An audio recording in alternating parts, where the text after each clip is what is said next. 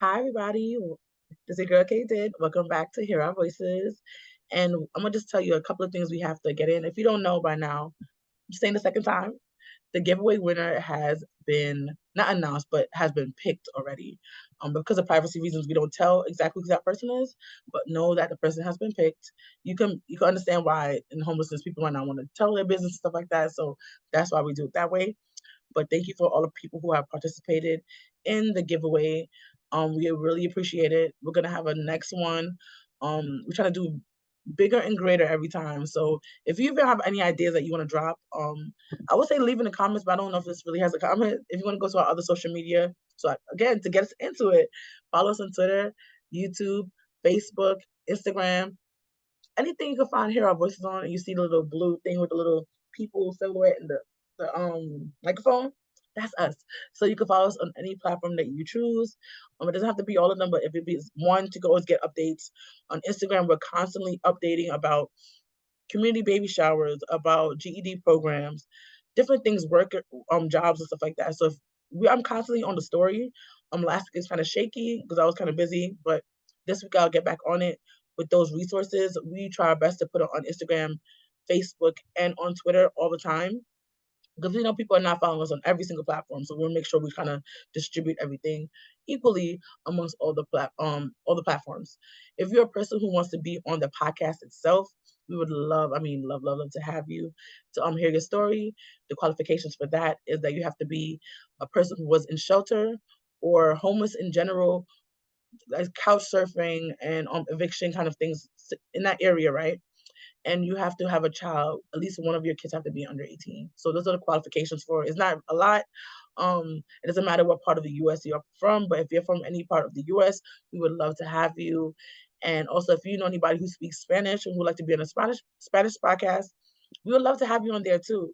And you can also email that person or DM us, and we can get back to you as soon as possible with all the information. Or if you're a person with just resources, I mean, helping people not to go in shelter, helping people while they're in shelter, also helping them with aftercare. We would love to have it because there's so much resources out there and people just don't know about it. And we would love to give the information out to people, families. It doesn't matter. As long as we're helping somebody to get a better life, that's all we care about. So thank you guys. So my guest is just patiently waiting for me while I finish this whole spiel to tell you guys. Her name is Gabby, and she'll tell you a little bit more about herself.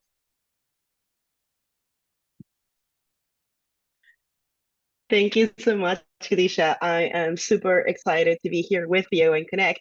Finally, I know we've tried a couple times. Right. And thanks for the intro and for inviting me here over the podcast. So yeah, my name is Gabby. My whole name is longer. It's Gabriela Sandoval Requena. I am the Director of Policy and Communications at New Destiny Housing.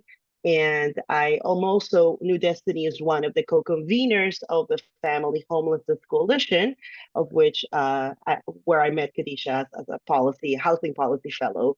So super excited to be here with you. Yes. As you know, the people who are over there until next month, well, technically in July, but who funds the podcast is the Family Homeless Coalition, and there are a bunch of nonprofits will come together that can help out. And I would say majority of them I feel like it's family, but people do other things like New Destiny works. I want to say with all people with DV. We talked about them before, them and Safe Horizon. But I don't think they only work with. From what I understand, they don't only work with families. They work with anybody in a DV spectrum. If you don't know what DV is domestic violence. I try not to use some acronyms. People are like, what is that? What does that mean? Domestic violence. And also, before I even get into that, if you're a person who is involved in domestic violence, like I would say the victim, but survivor, or I guess you're a victim until you get out of it. So that's how it is. Um, please get help. Don't think that people are not going to listen to you. And the first person doesn't listen to you, go to the next person. Get yourself out of it. It's not only beating, it can be speaking, it could be financial, it could be a lot of different things of how a person is taking control over you and what you have, which should be only you, kind of thing. So please get the help that you need. If you need any numbers, anything like that, it will be down below. I'm very passionate about getting people help if they need it. And sometimes you might not think that you need it, and you don't even realize you're in a situation, but then you are, because manipulation can be very a stronghold in your life. And if you have a person with kids, don't even do it for yourself. Do it for your kid. Think about your baby and how they will grow up and thinking that what is happening to you is okay. Because our children don't learn from what we say. They learn from what the actions that we actually do. They learn from what we say too, but I feel like they learn from more of the actions that's actually happening around them. You could say not do this, not do that, but they see that mommy is doing this or dad is, because people only think it's only women get beaten. No, men, it's happening to men too. It's just not put out there as often. And if you're a man who's listening to this, don't be ashamed. You can also get help. I feel like they don't have as much help as the women do, but we are working on those things. I'm just saying, kind of cut into there a little bit. Just don't feel like you're alone. I personally have not been through the situation, but I know many of people who have, and they have come out on the other side stronger. So if you do need the help, we can get you the help that you need. Mhm. So just be aware of that. Sorry about that. So Thank you for sharing that. I think it's yeah, you're 100% correct, Kadisha. Yes. yeah, so she said she worked in policy. What exactly in policy do you work with at New Destiny Houses? Yeah, that's such a great question. So, I work in the advocacy department. We are a little bit different than other organizations because I manage both policy and communications. And the policy side, that's the advocacy, where we try to get the decision makers in the city to allocate more housing resources to survivors of domestic violence. So, as you mentioned before, Kadisha, domestic violence takes different shapes and forms. The power and control that the abuser puts on the victim, it could be physical, but it could also emotional, financial, psychological. It could be all. But it escalates over time. And the Right, one need that survivors expressed over and over that's crucial for them to get out of the situation is housing services. So yes, there are excellent partners in the city that provide housing, temporary housing, like shelter for domestic violence survivors. I know you had Safe Horizon here at the podcast before. They talk about their shelter services and resources. But we are New Destiny is focused more on the on what happens next. What happens, how can a survivor get permanent housing, an apartment of their own that they're going to be able to afford for their kids, for themselves in the future. So that's where we are. That's where our focus is as an organization. We have two programs that we're known for the most. And funny fact, I don't know if you know this, but we actually started off as part of Safe Horizon back in the oh, day. wow. We were part of, yeah, we were part of Victim Services back then. If that's what it was called before changing their name to Safe Horizon.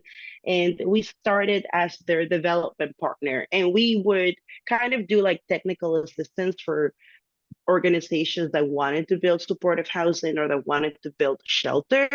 And then over time, we really, we became our own organization. And then we started really developing permanent housing with supportive elements. So we do supportive housing for domestic violence survivors here in the city. And we are the largest provider of supportive housing for survivors in the city. We have about 10 buildings right now. And besides that, we also have a program that's called Housing Link.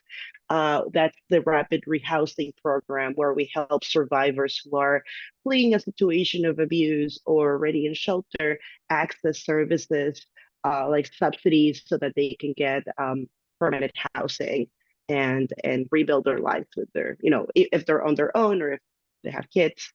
Um, so yeah, so that's what we do. And where I come in, it's kind of, okay, well, there are certain programs, but we wanted there to be more, right? We want there to be more opportunities for survivors to access permanent housing.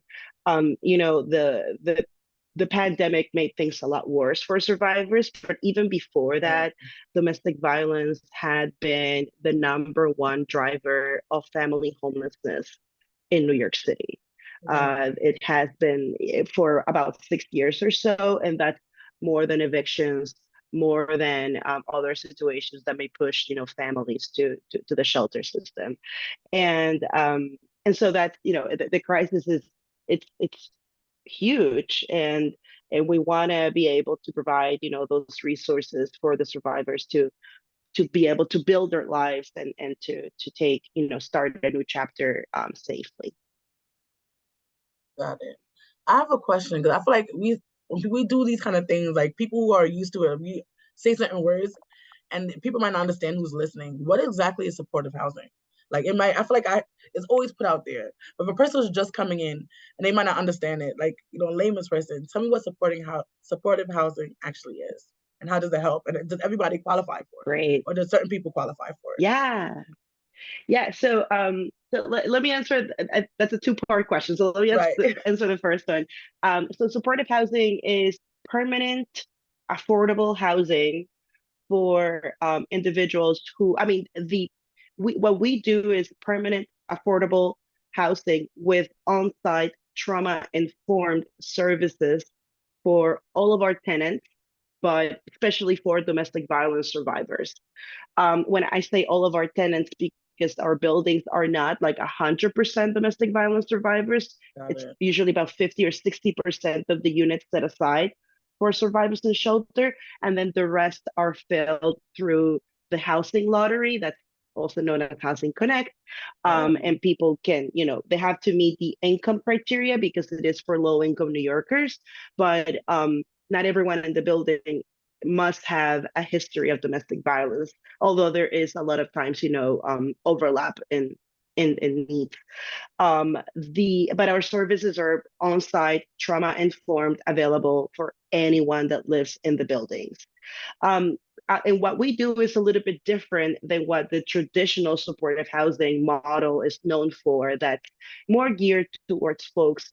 Originally, it was geared towards folks that had a mental illness, or substance use issue, or a disability that was diagnosed, and a history of homelessness.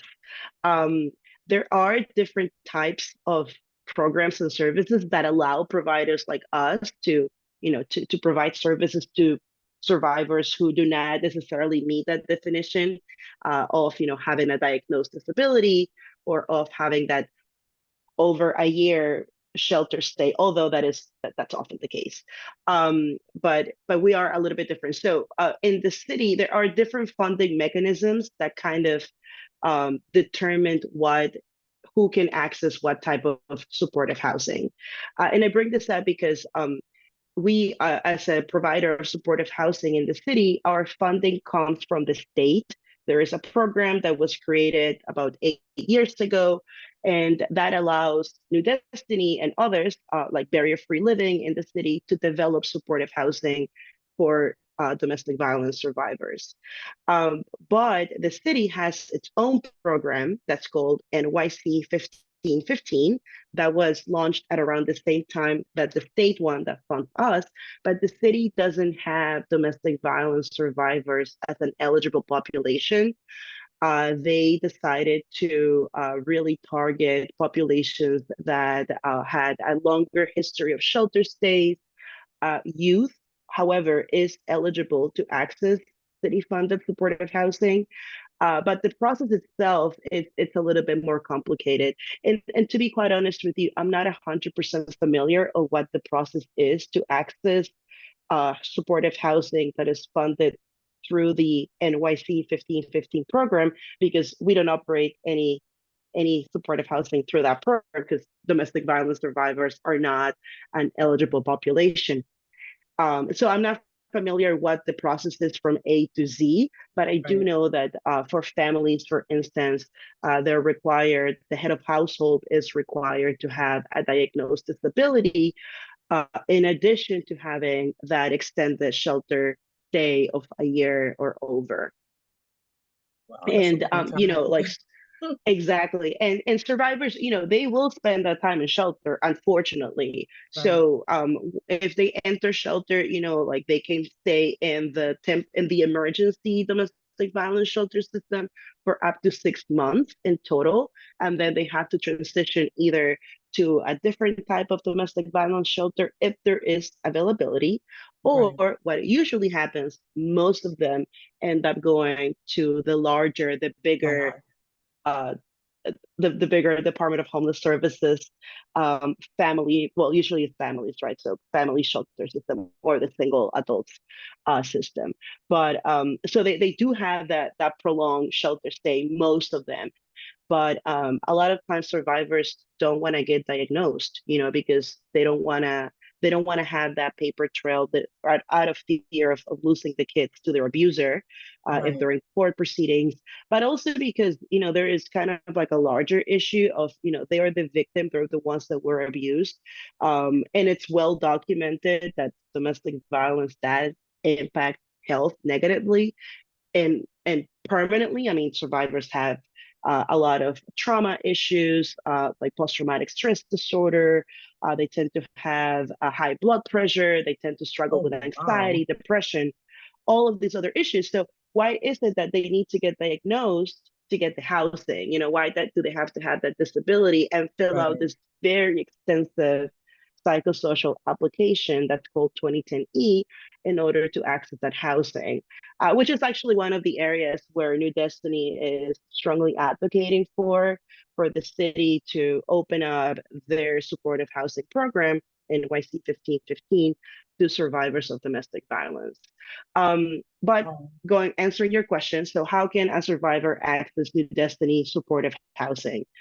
Um, it's they have to be in shelter. That's the number one priority. I mean, that's the criteria. They have to be in shelter. And there is also, we do something that's like a safety assessment, because a survivor may not want to go back, or really should not go back to the borough or the neighborhood where their abuser resides, right? So we do a safety assessment. Once we announce, right, we tell the Human Resource Administration, that's the agency in the city that manages the domestic violence shelter system. We tell them, listen, we're opening up a building in Queens. We're going to have X amount of units, send us applications. So they submit an application, the housing or specialist or shelter, in the shelter, the case managers, they fill out this application, they send information about the survivor, and then the team does the safety assessment. They go through the criteria, and then they select the survivors for the units. But specifically because again, it's unfortunately there are limited a number of units. We can't just we don't have there is not enough housing for that meets the need at this moment. So right. um yeah, but our units are geared specifically for survivors who are in the shelter system. I have a question. I don't understand, like, not understand. Is to me, when a person is in domestic violence situations, it's usually not a 1 or 2 month time thing.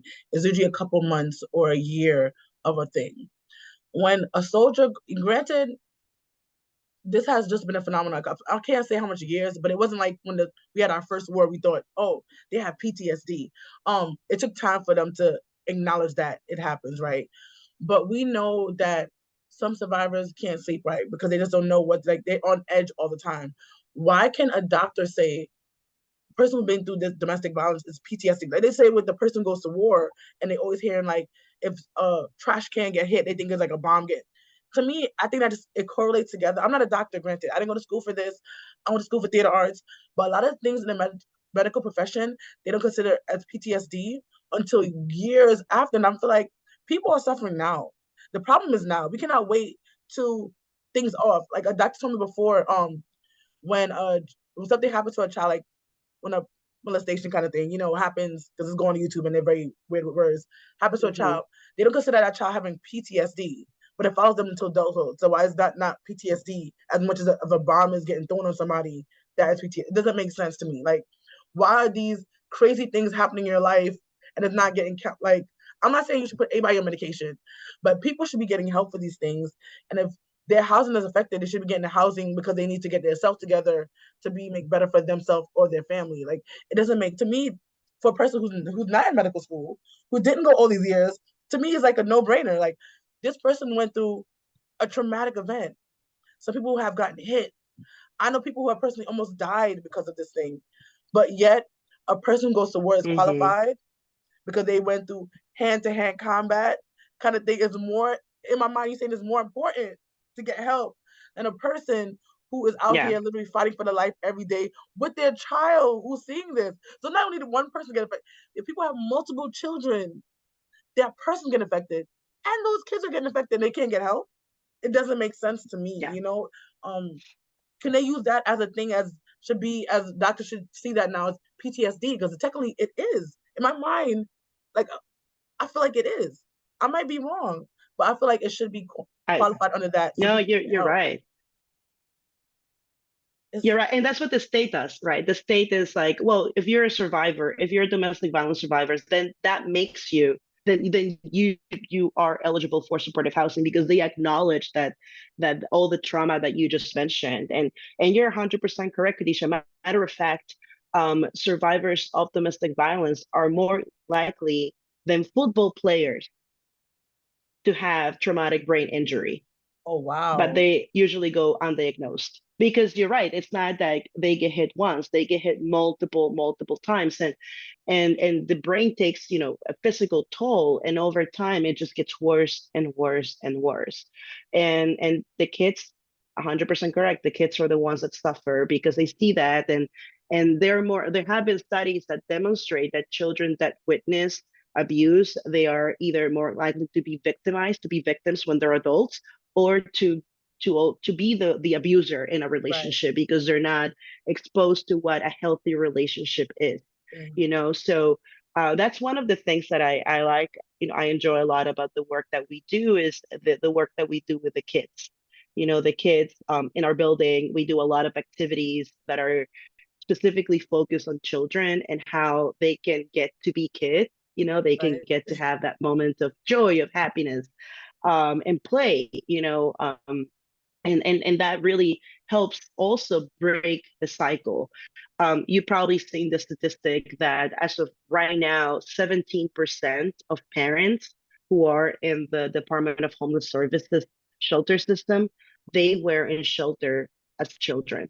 So Mm, there is a cycle that's tangible, it's real, it's visible, and that's why housing interventions like supportive housing for survivors are crucial. But also there are, yeah, so supportive housing is great, but also not all survivors require that level of support that right. that to be in a building, and so that's why we also have that other program, and I know you're going to speak with my colleague Gina more about it. She's the one that manages our housing access programs. But that's, I think, I don't another area that we could do more of, to provide, to make sure that families, survivors have rent subsidies so that they can afford rent permanently, and that they have access to aftercare resources, right? Because what happens after they get placed, many of them, because they've been subjected to financial abuse, also they've never managed their own bank account.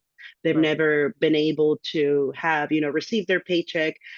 Maybe they've never written a check, so how you learn those skills.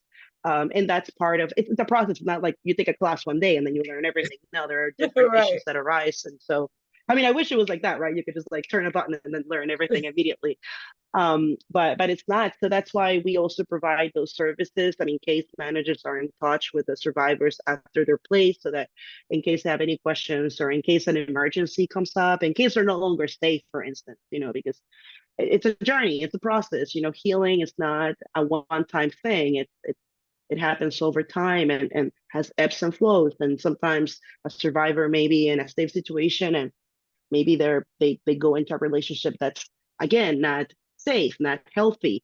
Right. So and we do a lot of our work is trauma informed and really survivor led. Like we let them make decisions. We provide information, but we're not our case managers are not there to tell survivors, oh, listen, this is what you need because we know better than you.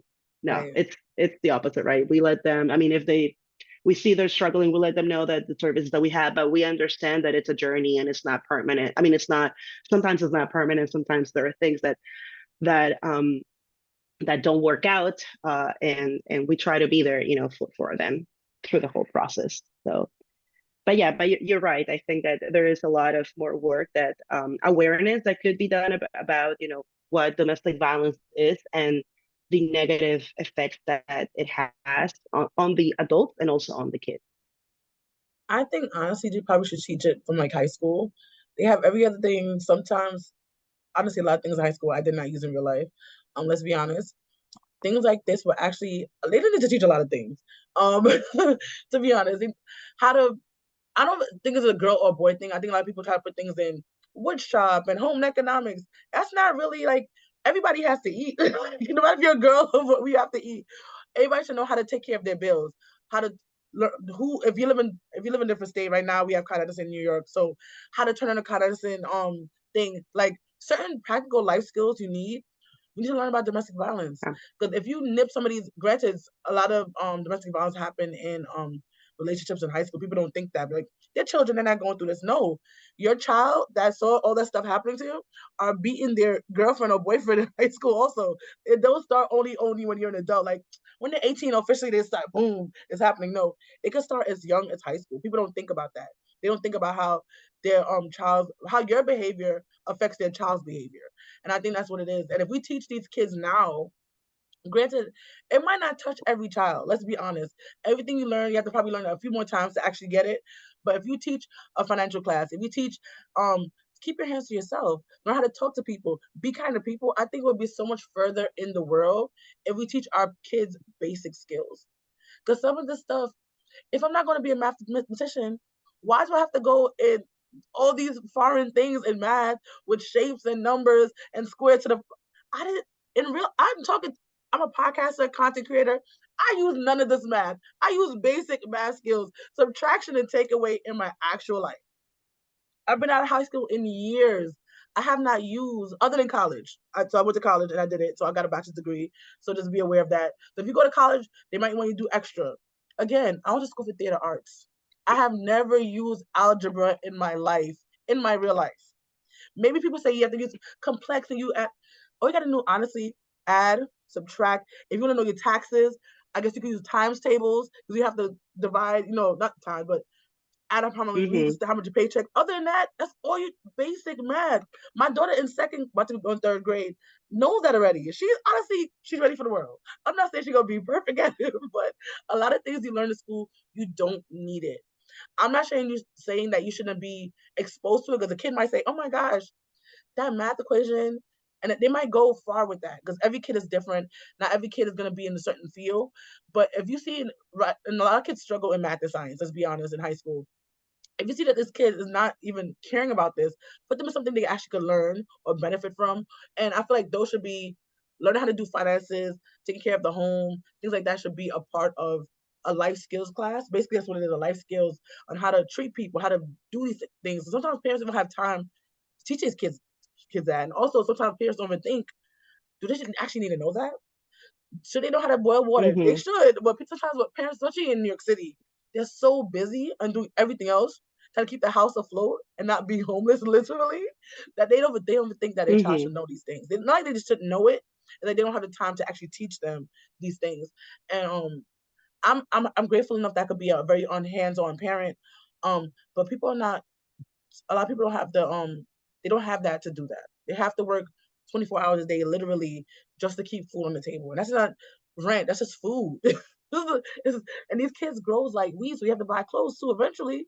So I'm not taking up a lot with that, but just like I feel like these things that should be taught in high school and how to behave, how to be a proper person of society. And probably could change a lot of ways of how people talk to each other, how to deal with relationships, how to when a person, even I struggle with myself, like well, I think it's a good thing. When you get upset, sometimes you don't have to actually just be there. Because I think sometimes if you just stay there and argue, hands might be put on somebody because you get so angry that you do it. It's better to walk away and come back when you're more settled and clear head than to actually be there arguing. All of a sudden, a lamp is getting thrown at your head. You just walk away and calm down a little bit, and then Yeah. come into that thing. These skills need to be taught because some people, as you can see, that if you don't know, high school students a lot of times have a lot of fights, and if a lot of things could be resolved if we just taught these kids these proper skills, so they wouldn't have these situations. Moms and dads wouldn't be having funerals for their 14-year-old kid because of gun violence, if we just taught these kids proper ways to resolve an issue without killing each other. It could solve so many things in society if we just do a basic thing. We focus so much about, oh my gosh, we need to learn algebra. We need to learn to stop killing each other. The real thing, like honestly. But I digress. But yeah, Yeah. it's I don't know. Yeah, no, I think you have a good point there, Kadisha. And like, and I think that the city realized that. I don't know if you've heard of so the city's department that provides services for domestic violence survivors. It's called the Mayor's Office to End Gender. I'm sorry, to end Discrimination domestic and against gender-based violence. yes. Yeah, NGBV, and they launched this program in 2021 that's called the ABCs of Healthy Relationships that teaches young kids, teaches like they're targeting kids in elementary school Oh about wow. what is a healthy relationship. So the podcast listeners, because it's really tackling what you're saying right early on. If a child or anyone, maybe they don't necessarily have to be exposed to to domestic violence at home, but just to learn what is healthy, to read the signs, how to treat other people around you, and it's not just romantic relationships, it's like any type of interaction. So Right. that is super important, and I know that they had been doing it with elementary schools. I don't know if there is something for middle school or junior high or high school, um but it's a great resource, and they have the modules on their website, so I can pull that up and send it over to you. But I yeah, have I think mhm. Are they doing it at every elementary school? How's that working? Is it only public schools, not charter schools and private schools? I Oh, feel like I've no. my daughter's second grade. Well, she was in second grade. I didn't see that happening. So I'm just like, are they? And my daughter's in charter school. As I said before in this podcast, I was like, are they getting every school? Because I feel like when they do certain programs, because the technically charter schools are usually in the public schools anyway. So that's where they reside. So I Mhm. would think they get the same thing. But a private school kid might not get that. And it's like, not because they're in private school, they do pay money for their schooling, depending on what track you're on. If you get scholarship or whatever, they need the same resources. They get granted they have more. Technically, most of them have more money than everybody else, but they still need to know some life skills, just like everybody else needs to know the life skills. Like, what schools are selected? Are they doing only poor neighborhoods, richer neighborhoods? Do you know exactly? I don't know how it's getting distributed out to children. Yeah, that's a good question. I don't know. I know that it's a partnership with the City Department of Education, but I'm not sure like how like who if they have like like is it just for public schools or how the criteria works for schools to qualify. But they have the actual toolkits and the guides posted on their website. So maybe if teachers or they have one for parents too. So educators can download it or parents can download it from there. But that's a good question for if you ever speak with someone in the Department of Education in the podcast, I would ask them about that, how they're I implementing it, because it's important.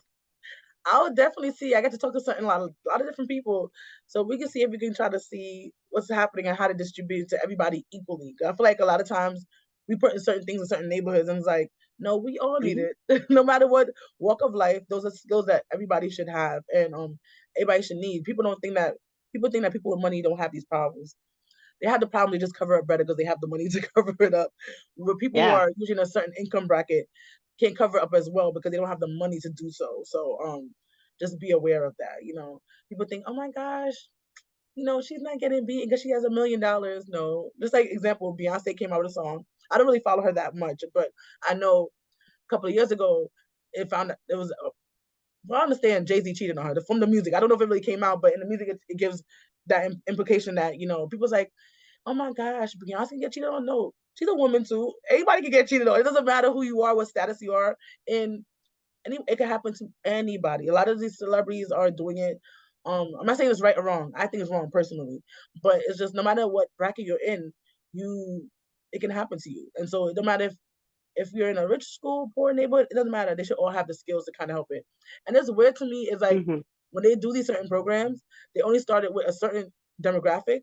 If you started in high school, I feel like it's kind of late then anyway. The program just came out. You need to do it to all the kids are coming like after that, like so junior high school and like it doesn't make sense in my brain.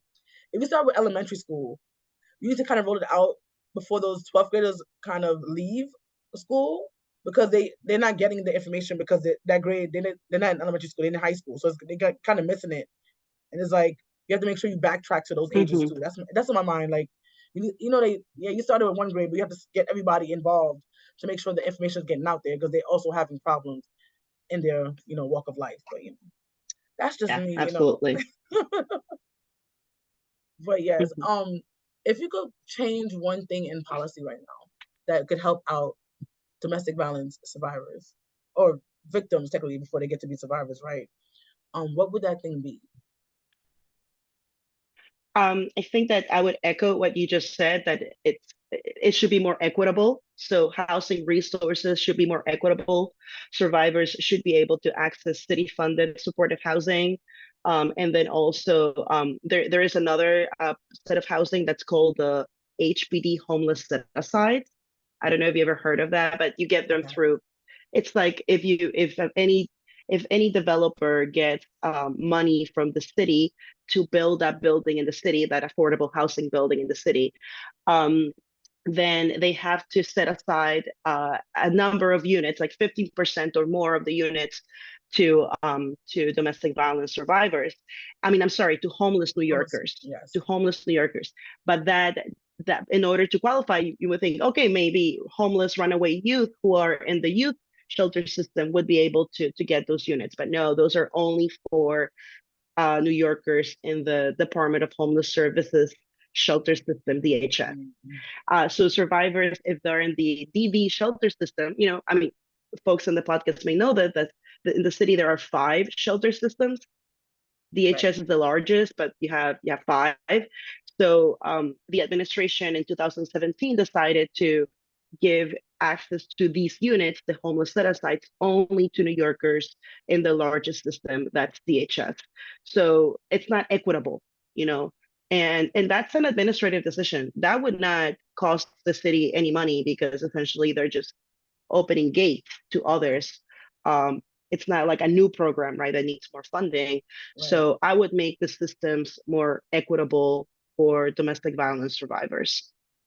Would you think that because you said it has to be a certain percentage of how much because they're getting money from the government or whatever, the city, they would have to open up more apartments then because if you think about it right now with like example Housing Connect, we are literally fighting teeth and nail just to get that one or two apartments that they have available. When they open it, Right. I'm gonna say when because it should be happening, right? When they open it to the youth and the DV and all this, that means they have to get more affordable housing. There have to be more in stock for it to happen because we're gonna be even clamoring more of a fight just to get that one bedroom apartment. Not one bedroom in general. I'm just like to get those couple of apartments that people actually qualify for because they say it's low income. When you look at the income, it's not really that low, but Right. that's a different story.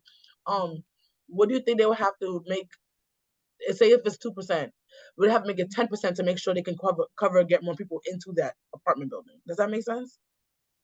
Yeah, I mean, hey, if the more the merrier, right? The more the better. We Right. all, if anyone that lives in New York City knows what the crisis of affordability is with Right. housing.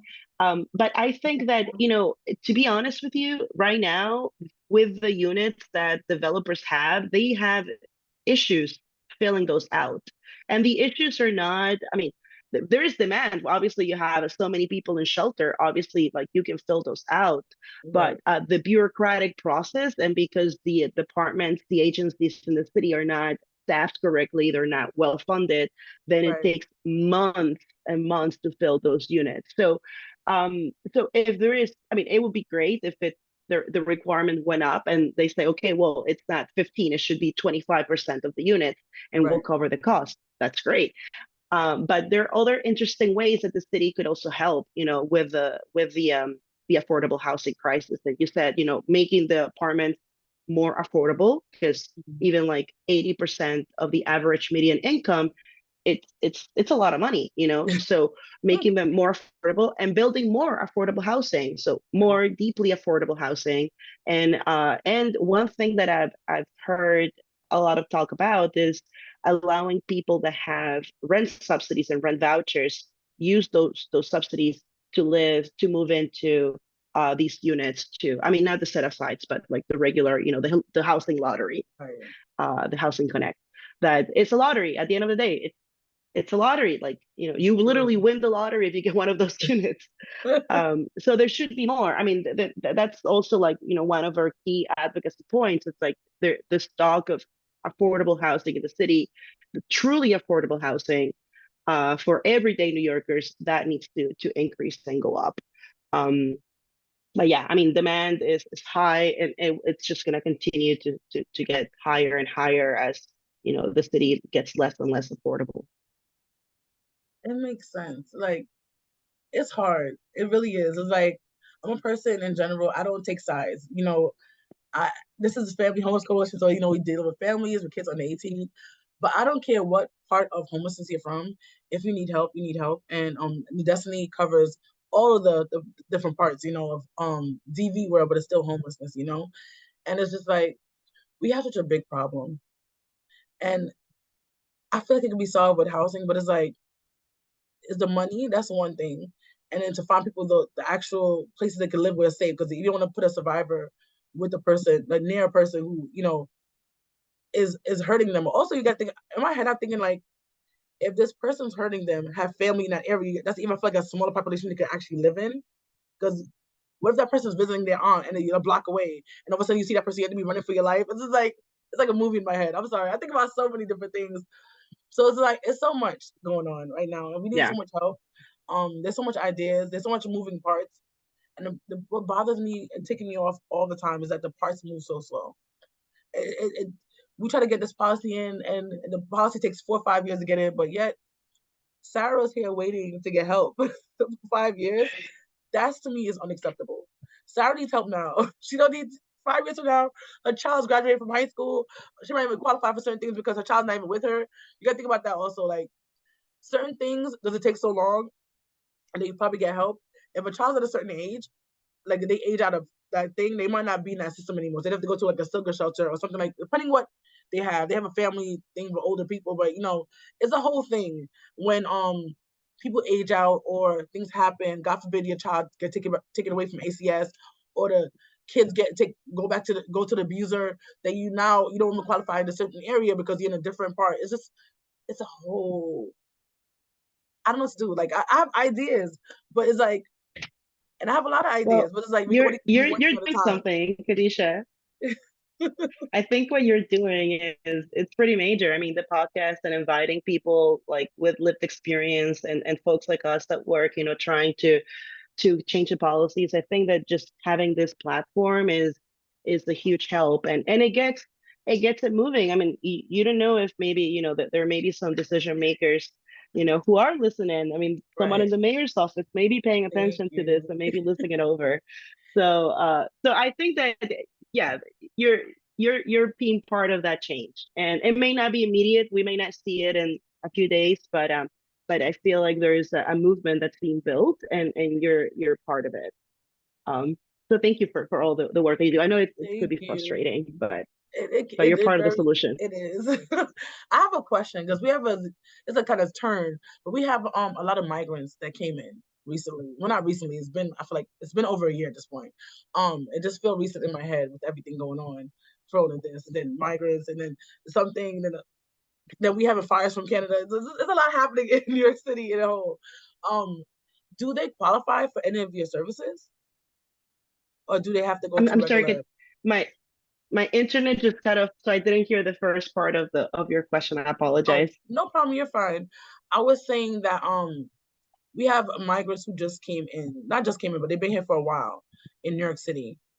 Do you guys take migrants in, or do they have to go to the regular PAF shelter or other shelters if you know about? Example, if DV was happening, they came here with a day visa. Provide the Yeah, services.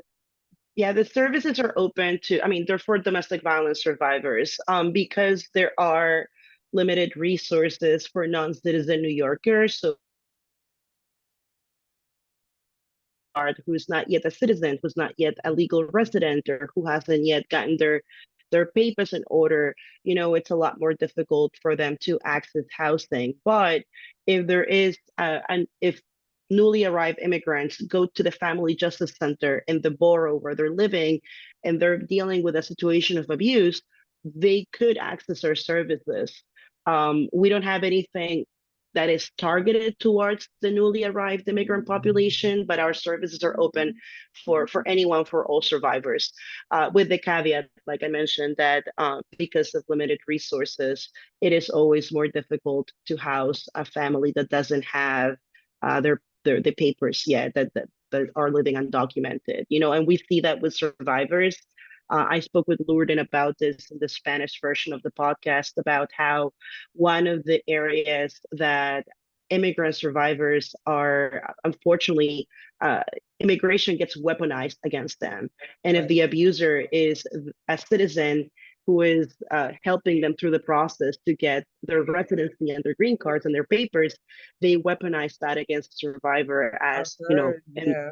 power and control. And so they're more vulnerable. And we've seen like the families in shelter that tend to stay the longest are the ones that have, that don't yet have a document. I mean, that not every person in the household has a social security number or a green card, or their papers. But our services, to answer your question, they are technically open to everybody, anybody that qualifies. Um, it's just, a little bit more difficult because if they qualify for city steps, if they have a kid that was born here who is a U.S. citizen, the rent subsidy is not going to be 100%. It's only going to be For one uh, person. it's prorated. Yeah, it's Right. like, okay, so the legal adult is only the one that's covered, not the undocumented individual. So, or the person, not just adult. So yeah, so it's trickier. But yeah, our services are not geared specifically, towards them, but again, open to anybody, any survivor of domestic violence that qualifies. And I should mention, super important, that the family justice centers, there is one in each borough, and I know you're going to speak more about those with my friend, my colleague Gina. But that's how survivors can access our rapid rehousing program, our housing program that's called Housing Link, if they visit the family justice center in their borough, and they check in and say that they need assistance with housing. That's how they would get connected to our services too. That's good to know. So guys, we heard that. Yeah. So I don't know if this is I feel like it's true. I feel like I've heard this before. But as you heard before, a person can use this as a form of abuse if you don't have your paperwork, your documentations, and Jamaicans people call it papers, right? You don't have your green card and you're here illegal. Like some people came here illegally, and it just kind of expired. They didn't go back. So not only like people just coming in here illegally, your paperwork can be expired. You just didn't go updating at the time, and by the time you try to get updated, it kind of is a long road. Trust me. Um, I come from a family of immigrants. I understand how it can be. I'm first gen, just saying. And if a person, from what I understand, if a person's abusing you and they're the person who's a citizen and they're supposed to help with your paperwork, is a way to claim that like that kind of abuse kind of thing, and you can end up getting your paperwork without them, from what I understand. If that's true or not. Yeah. It could be a change, Yeah, but it is. No, it's true. Yeah, it's true. It's what's called, I think it's a U visa, like the letter U. yes. And Gina has a lot of knowledge about that, so that's one of the questions that she can get more information. But if a survivor is listening right now and they're in a situation of abuse, they don't yet have their documents, they're waiting for the green card or what have you. They can, if they report their abuser to 911, and then they have a police report, then because they were they were part of the justice system, let's say. I mean, to the process to get that person Right, off the street, right. that would then allow them to start a process to get this U visa that can lead to permanent residency. But it takes time. And when I say it takes time, it takes like 10 years. I've heard of people like 10 Oh years, my 12 years God. waiting for the papers. So again, Gina is very well versed on the resource. But if anyone that's listening right now that would like more information, the family justice centers are very well versed also on the services and what the process looks like and what would be needed, etc. For our services, I should say, we don't require anybody to have like a documented, I mean, they can self-attest to the abuse. We don't require them to have a police report or anything from NYPD. they come in to the family justice center, they say that they're facing a situation of abuse, they're looking for housing, and then we help. Got it, got Yeah. it. So you heard it. You don't need certain documentations to be in there. As long you have a problem, they will help you with the situation. And don't feel ashamed, guys, because people go through a lot of different things in their life. People go through sicknesses, people go through trials and tribulations. And this particular thing you will need help with to get out of it. And don't feel ashamed. Don't feel like people are going to judge you. If they judge you, they didn't love you in the first place enough to want to help you. Because some people see it and like, I don't need a Hmm. helper. I don't need help. You might have to be involved, like, but maybe one day you see her purse is open and the guy's not around. Put something in the purse. So I'm just saying something you can do with not get you caught up. Because sometimes it was an issue in the Bronx. I want to say it's in the Bronx of Brooklyn when a person tried to intervene in something with DV case and they end up getting hurt and they actually end up dying. Um, so I understand if you don't want to get involved like that to make sure that your life is safe and your family's life is safe, depending on who you are. But try to find a different way to get them help. You don't have to intervene and put your face in and be involved in, oh my gosh, stop hitting her or stop hitting him. You don't have to be that involved in it. You can find other ways too. If they're by themselves and they're coming home, if it's your neighbor, just slip them a little thing. Some people honestly are not going to leave, and they might open their mouth and say something to that person. So that might be it. If it's right, you're right next door neighbor, probably not do that. Probably somebody down the hall or two floors up or something like that. If you hear something, you just never know. Um, just be safe about how you're doing it and help as much as you can, and just help. And just be safe. I can't say that enough because a lot of times people try to intervene and they do get hurt. So just be very mindful about that particular situation because that person obviously if they're hurting that person, they don't care about you. They don't even know who you are. So that as much to not stop it. So just be aware of that Hmm. also. Yeah. So if you can change, I want to say the system. I feel like I asked you that, but it's so much thing to change in the system. I feel like there's so much things that we can do and to help people. What if I'm a person who didn't do this job, what would you tell me to particularly start with to help make a change in this particular thing? I think that to listen, I think that, and to remember, that the human being, right? Sometimes we get so consumed with the statistics, but these are people that are going through the cases. And I feel like sometimes we tend to forget the humanity when it's a crisis that's so big and we don't know how to tackle it. Um, and knowing how to listen, what you were saying before about helping or sharing resources with someone who may be in a situation of abuse, just being there and listening it's a lot of it's a help. One of the issues that a lot of survivors face is isolation too. Like the batterer will start, like stop, friends from coming over and trying to keep people from the person they're abusing. So just being there and listening, it makes a huge difference. And then remembering that everybody, is a human being, and that there are, maybe because they're in a situation, let's not judge them. We don't know what led to it. Right. Let's not jump to conclusions. Let's just remember that things happen, and things can happen to anyone, and it's, listening and being there, just being there, that could make a difference. That could be the life support that the person needs to make that decision to leave, or to look for resources, to go to the family justice center. you know so I think that that is super important. And you're the listeners, whoever is listening to the podcast right now, I feel like just by listening in, they're already also being part of that, of the change and the movement to make the things better in the city, and to connect, right? Right. Lack of information is sometimes such a big issue, because people are like, well, I have an Hmm. issue, but I don't know how to access the resources. Right. So be what you're doing, Kadisha, with the podcast, of being this hub for resources, information that people know, I can listen to the podcast, that maybe I can learn something from it. That I think it's really important as well.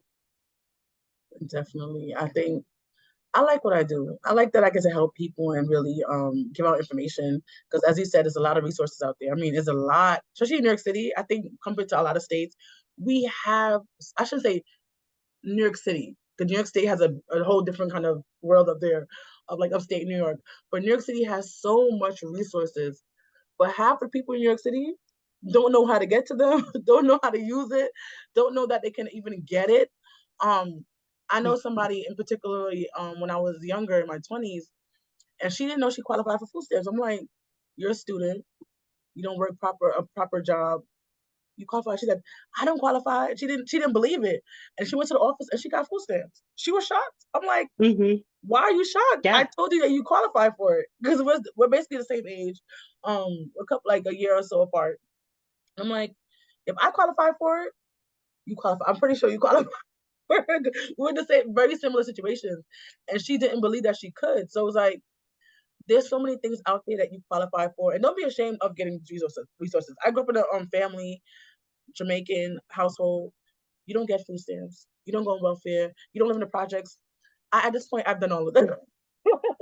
Because I'm a person, if I see that I'm suffering and there's something out there that can help me unsuffer, I'm taking that opportunity. Hmm. You don't go to the doctor and say, oh my gosh, I got COVID. I think it's a bad example. I should use cancer because I feel like COVID, you could still get over it without using medication because a lot of people had it. I had it and I didn't even know I had it. So I feel like cancer is more because you need chemo in this thing. And go to the doctor and the doctor said, you need chemo. And they say, I'll be okay. You don't say, I'm gonna be fine. Yeah, I might die, but it's okay. I'm just gonna go through it. Unless you really have a death wish and you just don't want to live on, then that's how you would think, right? But no person takes the medicine, listen to the doctor's advice, do these things. If that's the case, if you listen to that situation and you had no problem taking help, because that's a time of need that you need the help, right? When you're Hmm. in a time of need for housing, food stamps, to go for NYCHA, which is public housing in New York City, to go for WIC, take those opportunities while you can, because after a certain bracket, unless you're really out of the bracket, like I can't get food stamps anymore. They say I make too much. I make too much to get food stamps. But if you can't, if you when you do it, you don't qualify. That's one thing. But if you didn't even try at all, if you didn't try at Yeah. all, that's a problem. Like a person's not gonna go if you're on the stage 4 cancer, the chemo might not work. But at least if you tried the chemo, at least you did your part. At least you know for a fact I'm gonna die, but at least I did my part to do those kind of things, to do all the steps that the doctor told me to do. But if you don't take a step at all to help yourself get better, and I'm not saying some people stay on food stamps forever. It seems like I'm not saying to stay in there forever. Just use those things as stepping stones to get you or your family out of the situations you're in. Having food is expensive. To have extra food money, I promise you, when I had food stamps, my refrigerator was always stocked with food. Now, other than I had pre-EBT the other day, I'm just gonna say, guys, so that helped me out a little bit. But I'm just like, it helped me out a lot, not a little bit. It helped me out a lot. So if you want to bring that back, you can. But having not having food stamps is a little bit harder to buy these groceries. So you're not as stocked up as you Oh were yeah. when you on the food stamps. To be honest, I'm not gonna lie. Like I see memes and I see Instagram posts like they have two pictures. A person on food stamps, fridge is stocked and overflowing with food, and a person without it is just like you see mustard and ketchup and that's and mayo and maybe a carton of milk. You know, so if you can qualify for it, guys, take these advantages. Like take it all in. Don't put your pride aside and take it all in because you're not going to be there forever. You're only there for a moment, and when you get to the higher plane of things, right? You'll say, "Wow, this is how far I have came, and this is where I Yeah. am now." So just be aware of that. Where can they get your services for New Destinies? Where can they sign up or call in to be able to get you guys the services to help them be better in life?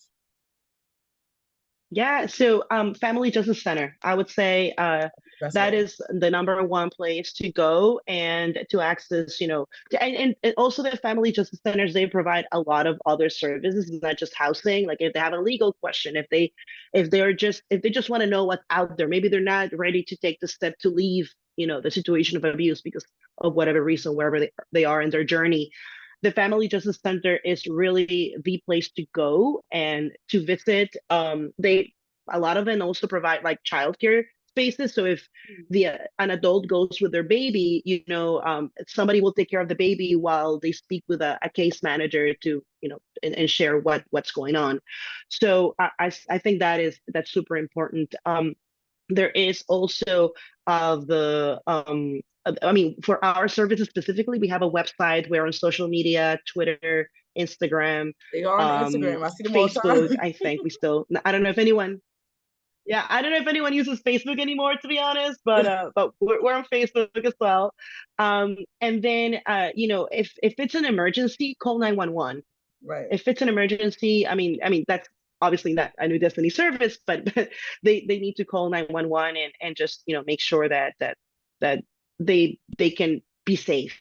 right. Safety is really a main concern. And then there is the hotline for the city that's called NYC Hope that they can call as well. If they're again evaluating, trying to figure out what to do, their safe planning, and they just want to make sure, that they know what's out there, how they can access information, etc. Then, I think that's a good place to go. And the 311, even if they call 311 and they say, I want to know more about this topic, housing, shelter. I mean, I know 311 is not perfect. Right. It's not perfect. Depends who, it's kind of hit or miss. If you get someone that's helpful, if you get someone that doesn't care, but Right. but it could be a place to start. I think also, and to be connected with services. But yeah, just reemphasize the family justice centers are really a really great resource for everything. And they provide services in different languages too. So if you're newly arrival, and you're just learning English, that they provide services in your language there as well. Also, guys, I know this might sound paranoid of me or not. Some people they check your phones. So be careful of how you label in your phones, to be honest. Put it under a crazy name or not too crazy, it looks obvious, or delete it after you call the person number, or try to save it somewhere where they can't find it or something. That sounds so crazy to say that, but even your search history in your Chrome, people can find out a lot of things about it. I'm not trying to tell you, I feel like this could also help cheaters, but that's not what I'm here for. I'm here to help people who are going to a situation who wants to get the help and they need to be able to cover up their tracks so the person doesn't find out certain things. But they might be that person like, let me see your phone, let me do this and that. So just be aware. Put it maybe even if you have your mom, you could save certain two contacts, two numbers or a couple of numbers under a certain person's name. If they know you're contacting this person every day anyway, put it under that particular thing so they won't think, okay, they only calling this, but they're not actually looking at the number, they're just looking at a name. Do something like that. In search browser, you have to just delete it, to be honest, to make it you don't want them to know that they're onto them. Like you're trying to find a way out. So the safest way you could do for you and your family or just you and yourself, also they say have a I want to I call it it's not a safety bag, it's not a run bag, but it's basically have some things set aside for yourself. So if you have to run in the middle of the night or anytime, you kind of have things ready to go. And don't put it in an obvious area. Put it in a place that it just seems obvious. If you have suitcases already there and it's always in a certain area, put things in there smallly, little by little, and they won't even know that you've been packing. And don't take things like toothpaste or toothbrush. I feel like people could see that if it's gonna be, why is toothbrush not there? Did you get a new one? Like that could be obvious. You could buy a toothbrush to waste somewhere else. They probably could give you one when you get to a shelter because sometimes they do. Some shelters have those things. Take what you actually need: passports, identifications, birth certificates, social security. Like those things you're gonna need when you're out there. It's hard to kind of get back if you need it. Or even if you can't do that, take pictures of them. If you wanna see people to like Mhm. to have your stuff, like they can keep the stuff there. Take a picture of them in your phone and save it, and then erase it out of your get thing, but save it onto like a Google Cloud and have more than one Gmail. So don't have it. It might sound like a lot, guys, but people are crazy and they do the dumbest things to track what you're doing. So they know that you have like a certain Gmail, have a different account. If you have to take a picture of social for all these things and then detach it from your actual account. So if you need it, you can always go back into it later, but don't have it attached to your gallery. Just come out of it, but have your important documents saved in there in case they want to keep you. If you really can't run out the house and can't get those things on time, even honestly, with just a regular person, if you have a fire, you should always have a certain documentation in certain areas in your house. So in case I had a fire in my building before, and I thought I live pretty far up, and I saw the firefighters, and I thought I know the fire in my building, but I didn't know where, and I didn't know it was contained. I didn't know anything about it. All I know is get my child out the building and let's be safe. I got the stuff that I needed, and I ran up. I thought the guy was like, "You're fine." He hit the firefighter to me. I'm like, "You sure?" He's like, "I'm sure." Like, if it's how you're sure, I'm fine. But you just have to be ready at any moment. It's all right. We're keeping ourselves on edge, but just certain things should always be in place. You should have your passport here, social security number here. You should have certain things in one area, whether you're in the situation or not, just to be safe. Having one area so is always good for you going. If you just even need something for a certain register your kids in school, certain things should be just in certain areas just to have it together. I'm just saying, but have it to go back. Have certain things. If you want a special picture for you and your kids, you might not ever get it back. You just never know. Put it in that suitcase. You can have that. How about I take the whole frame? How about I put something? I don't know how you would do it. Make a copy of it or something like that. Put it away. A special teddy bear you might want for your kids. Certain things for you and your kids, or just people in general, should have put together aside. And if you have to go, you have to go. I'm just saying. You might have to just leave everything behind. I know people who have done that, but that's the saddest part, to leave everything behind. You have nothing to remind you of the life that you and your kids had even prior before this person came in your life. So just be aware of that. Again, I have not been through these problems. I'm just trying to think how a person who's crazy would think. Sometimes they're not even that crazy because they probably saw this when they was a child and doing this as an adult, and they don't understand. They understand what's right and wrong, but they don't completely understand what's right and wrong. That makes sense. But I know there's a lot, guys. But I Mhm. just want you guys to be safe. I just want you to get out of it unscathed. Um, I just really want you to be safe, guys. Just so many bad things are happening, especially in the news nowadays. I don't watch the news because I just can't. My heart can't take it. But I do get my dose of news on Pix11 on Instagram, and then when I see it, when I hear one good story, I'm like, oh my god, a good story. I get so happy. I'm like, oh my god, a child is doing.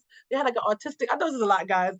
Autistic kids was graduating. I'm like, oh my gosh. I was like, every time I see them, I'm like, I'm happy to see this good post. But then, and 3 stories later, I'm like, oh my god, somebody's dying, somebody's getting hurt. I'm like, when would it end?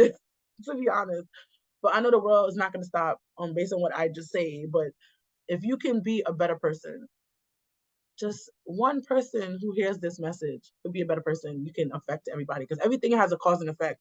If you do something nice, it might cause somebody else to do something else. So just be aware of that. Um, don't judge people. Treat people how they need to be treated, how you would like to be treated, um, and just be a better person. That's, if we just have more better people in the world, we'll be just doing so much better. I'm just saying, just I know it takes a long time to be a better person. I wasn't always the best, but I learned to be better, and that's what matters. If you're trying, I can't fault you for trying. But if you're not trying at all, just to be a nasty person forever, I can fault you for that. So, yes. Do you have any last words for us, Gabby? No, well, thank you for sharing that. I think that, safety planning can be, for a survivor that has never done it, has this is new to them, they don't have any friends that have gone through it. That's okay. It's a process. It takes some thought and some care too, because you don't want to put yourself in a situation of abuse. But the family justice centers can help with that, to figure out what the best way to leave that situation of abuse is for you. So just reiterate that they're a great resource. You can call 311 to know like where the family justice center is located in your borough. You can also call the New York City 24-hour domestic violence hotline. That's 800-621-4673.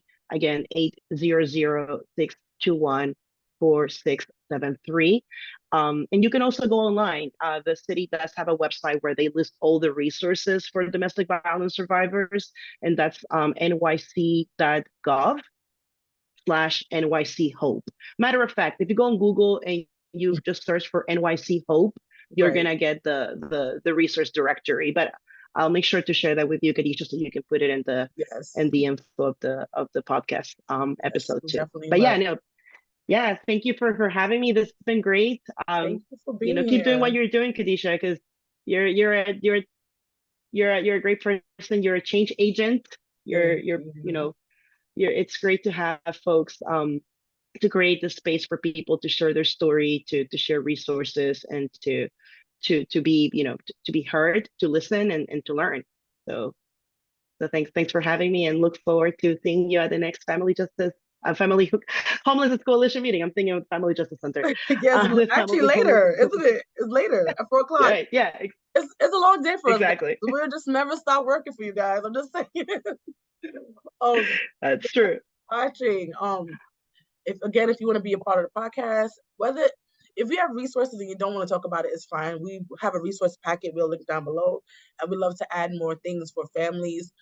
In there, a lot of the resources are not only for families. Let's be honest. A lot of things that people do different stuff in homelessness, but because we do focus on families, try to make sure a lot of the stuff is for families. But if you look in there, a lot of things aren't for families. Also just for everybody who needs the help. Thank you so much for listening, guys. I hope to see you guys next time. Bye.